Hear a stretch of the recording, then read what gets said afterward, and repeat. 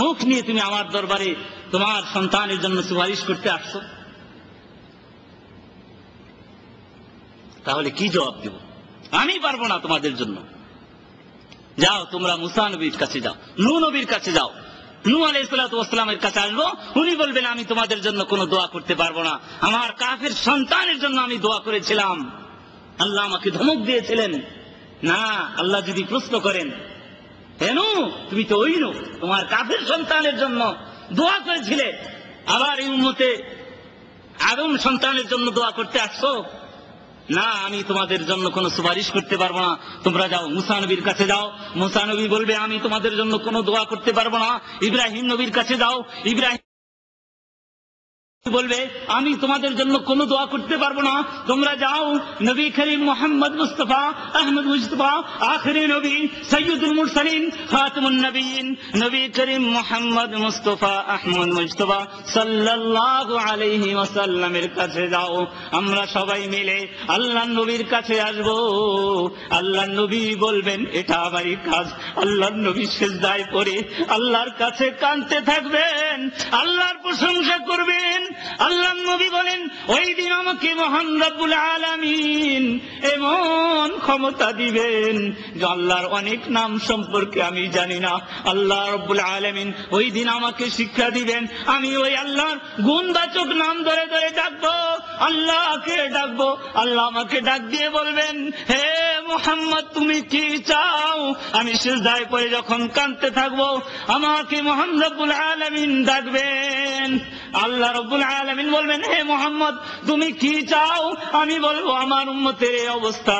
আল্লাহ রব্বুল আলামিন বলবেন যাও যাও যাও, তুমি যাকে যার জন্য সুপারিশ করবে যাও তুমি নিয়ে যাও। আল্লাহ রব্বুল আলামিন তার দোয়া কবুল করবেন, বলেন সুবহানাল্লাহ। অন্তত পক্ষে সেই নবী হয়তো গায়েব জানেন, এই বিশ্বাস আমাদের অনেকের ভিতরে রয়েছে। আফসোস আপনারা হয়তো অনেকে বলবেন না, আমরা তো সবাই স্বীকার করি যে না আল্লাহ রব্বুল আলামিন তিনিই গায়েব জানেন, আর কেউ গায়েব জানেন না। আপনারা জানেন না আজকে যে সমস্ত হাজী সাহেবরা হজ করতে আসেন, আমি মদিনাতে গত 5 বছর হয়ে গেল আমার হজ করা, 5 বছর যাবত আমি মদিনাতে এসেছি। অনেক হাজী সাহেবের সঙ্গে সাক্ষাৎ হয়েছে, তাদের সঙ্গে অনেক কথা হয়েছে। আমাদের বাংলাদেশি হাজী তারা এসে বলে হুজুর নিয়ত করেছি, হুজুরের ডাকে আসছি, হজ করতে আসি নাই। কিসের জন্য আসছে? হুজুরের ডাকে, আল্লাহর নবীর ডাকে আসছে, হজ করতে আসি নাই। নাউযুবিল্লাহ, হজ হলো ফরজ। ফরজ যদি কেউ হজ আদায় না করে, আল্লাহ নবী বলছেন যার উপরে হজ ফরজ হয়েছে সে যদি ফরজ হজ আদায় না করে মৃত্যুবরণ করে তাহলে সে যেন ইহুদির হালাতে তার মৃত্যু হলো, বলেন নাউযুবিল্লাহ। আর নিয়ত করে নবীর ডাকে আসছি। অনেক হাজী সাহেব তাদের সঙ্গে কথা হয়েছে, তারা বলে আমার নবী গায়েব জানে। নাউযুবিল্লাহি মিন যালিক। এই বিশ্বাস যদি কেউ রাখে তাহলে সে মুশরিক হয়ে যাবে। আল্লাহ ছাড়া কেউ গায়েব জানেন না, এমনকি নবী মুহাম্মদ মুস্তাফা আহমদ মুজতবা সাল্লাল্লাহু আলাইহি ওয়াসাল্লাম তিনিও গায়েব জানেন না। এই বিশ্বাস আপনাকে আমাকে অন্তরে দৃঢ়ভাবে রাখতে হবে। আল্লাহ নবী গায়েব জানেন এই বিশ্বাস যদি কেউ করে তাহলে সে মুশরিক হয়ে যাবে। আসুন আল্লাহর কথা শুনুন। আল্লাহ রাব্বুল আলামিন সূরাতুল আরাফের ভিতরে 188 নম্বর আয়াতের ভিতরে উল্লেখ করেছেন। কি উল্লেখ করেছেন? আউযু বিল্লাহি মিনাশ শাইতানির রাজীম।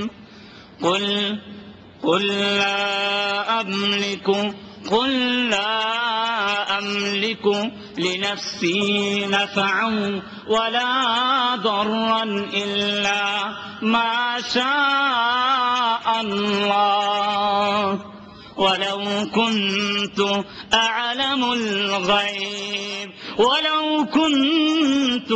أعلم الغيب لاستكثرت من الخير وما مسني السوء إن أنا إلا نذير وبشير لقوم يؤمنون। আল্লাহ রাব্বুল আলামিন বলেন, কুল লা আমলিকু লিনাফসি। হে নবী মুহাম্মদ মুস্তাফা আহমদ মুজতবা সকলেই বলেন সাল্লাল্লাহু আলাইহি ওয়াসাল্লাম, আপনি আপনার উম্মতদেরকে বলে দিন, লা আমলিকু লিনাফসি, আমি আমার নফসের কোনো মালিক নই।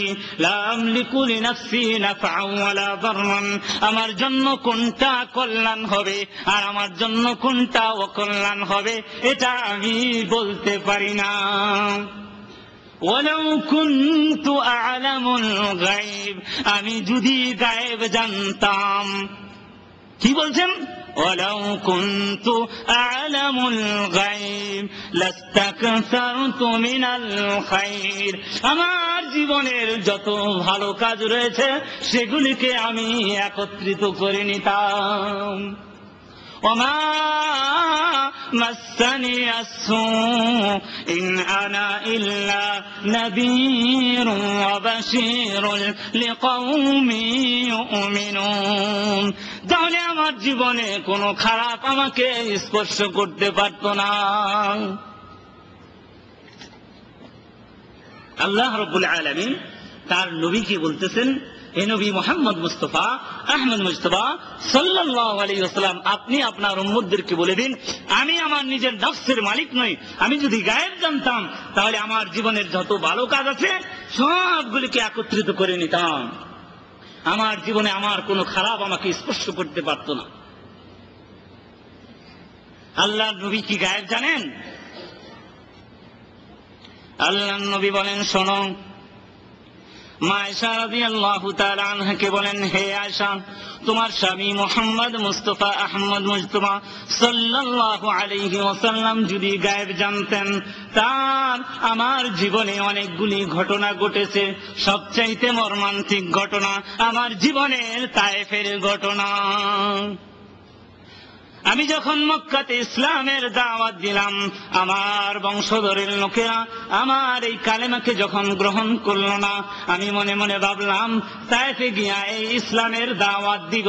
তায়েফে গেলাম ইসলামের দাওয়াত দেওয়ার জন্য, কালেমার দাওয়াত দেওয়ার জন্য। তায়েফবাসীরা আমাকে কি করলো শোনো, আমার কালেমা তো গ্রহণ করলই না। তায়েফের যারা বড় বড় সর্দার লিডার, তারা কি করলো, তাদের দুষ্ট ছেলে পেলেদেরকে আমার পিছনে মিলিয়ে দিল। তায়েফের দুষ্ট দুষ্ট ছেলেরা আমাকে এমন ভাবে পাথর মারতে আরম্ভ করলো, সামন দিক থেকে পাথর মারে, পিছন দিক থেকে পাথর মারে, ডান দিক থেকে পাথর মারে, বাম দিক থেকে পাথর মারে। হযরত যায়েদ রাদিয়াল্লাহু তাআলা আনহু সামনে গিয়া বুক পেতে দিয়া বলেন, ও তায়েফবাসীরা, আমার নবীকে মেরো না, আমার নবীর গায়ে আঘাত করো না। তোমরা জানো না কার উপরে তোমরা আঘাত করতেছো। আল্লাহর নবীর উপরে তোমরা কেমন করে পাথর মারো, আমার শরীরে মারো যত পারো। তায়েফবাসীরা বলে, না না না যায়েদ রে, তোর গায়ে আমরা একটাও আঘাত করব না, কিন্তু নবী মুহাম্মদ মুস্তাফা আহমদ মুজতবা সাল্লাল্লাহু আলাইহি ওয়াসাল্লামকে তায়েফের মাটিতে আমরা পিষে দিব। আল্লাহর নবীকে এমন ভাবে পাথর মারতে আরম্ভ করলো, চতুর্দিক থেকে পাথর মারে।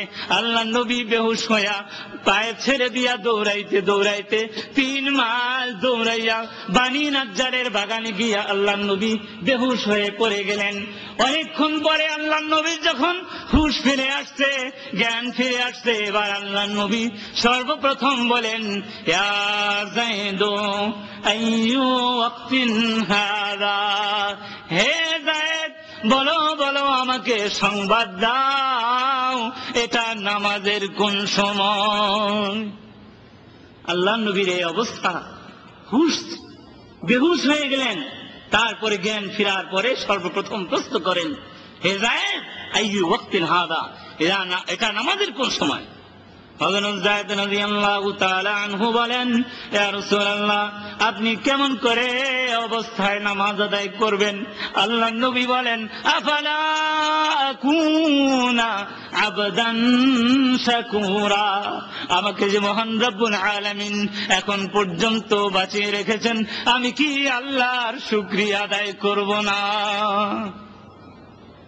আমার নবী হযরত যায়েদ পানি এনে দিলেন, আল্লাহর নবীকে, হযরত যায়েদ বলেন 1 মশক পানি এনে আল্লাহর নবীকে অতি কষ্ট করে ওযু করাই দিলাম।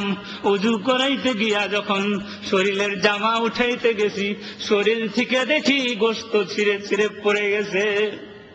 অতি কষ্ট করে যখন নাকি পাও ধোয়াইতে গেলাম, শরীরের রক্ত জোরে জোরে পায়ে জুতা জমাট বেঁধে গেছে। অতি কষ্ট করে আল্লাহর নবীকে ওযু করায় দিলাম। ওযু করে এবার 2 রাকাত নামাজ পড়ে আল্লাহর নবী দোয়া করতেছেন, মুনাজাত করতেছেন। হযরত যায়েদ পিছন থেকে গিয়া বলেন, ইয়া রাসূলুল্লাহ, আপনি কার সঙ্গে কথা বলেন? আল্লাহর নবী বলেন, যায়েদ শোনো শোনো, এই পাহাড়ের উপরে ফেরেশতা নাযিল হয়ে গেছে। ফেরেশতারা কি বলতেছে? আমাকে ফেরেশতারা বলতেছে, ইয়া রাসূলুল্লাহ, আপনি একবার অনুমতি দিন তায়েফবাসীদেরকে 2 পাহাড়ে একদম পাটায় যেরকম মরিচ